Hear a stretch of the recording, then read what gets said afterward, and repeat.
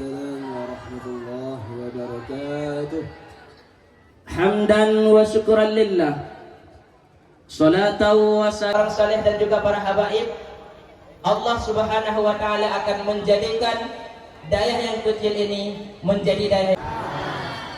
Pernah megang besi berani, dicampakkan ke dalam tumpukan pasir, lalu kemudian setelah itu besi berani itu di ma'had, lupa pula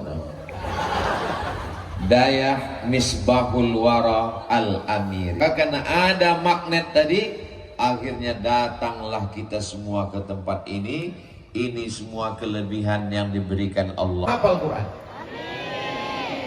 Semuanya bisa baca kitab nahwu, sharaf, balaghah, ma'ani, bayan. Dengan syarat orang tuanya mau mengantor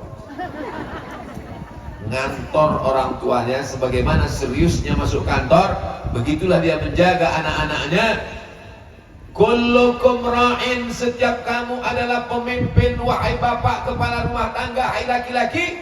Wa kullukum mas'ulun, kalian akan ditanya di akhirat nanti tentang istri kalian. Belum nikah Pak Ustaz. Tentang anak kalian. Belum ada anak Pak Ustaz. Insya Allah, Allah berikan yang belum menikah dijumpakan Allah dengan jodoh yang baik. Siapa yang keluar rumah datang ke Misbahul Wara Al-Amiriyah dengan niat menuntut ilmu, fahuwa fisabilillah, maka dia sama seperti orang yang berjuang fisabilillah hatta yarji'a, sampai dia pulang ke rumah dia dapat pahala seperti jihad di Palestina. Amin. Ini kita ini sekarang sedang di Palestina atau di Aceh? Benderanya Palestina. Begitulah kecintaan orang Aceh terhadap Palestina. Ustadz Somad enak ceramah di atas nggak basah, kami di bawah ini basah. Nanti selesai tausiah coba kalian naik ke atas, karpet ini basah juga. Di tempat lain orang minta hujan sholat istisqa, minta hujan, hujannya nggak turun. Di tempat kita belum berdoa udah turun. Apa manfaatnya kalau haus muka mulut?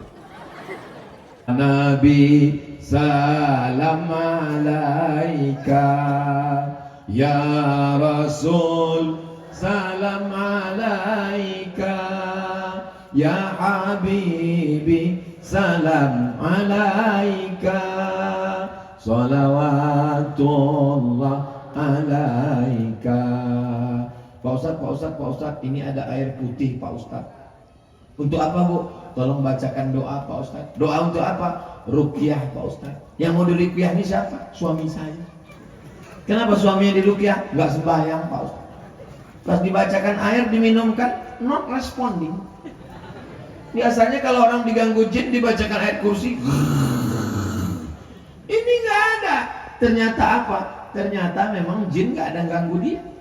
Kata jin, aku udah lama pensiun. Jadi suami ini nggak sholat bukan karena jin, bukan karena setan, tapi karena memang suaminya sudah jadi nggak ada saya ngomong gitu.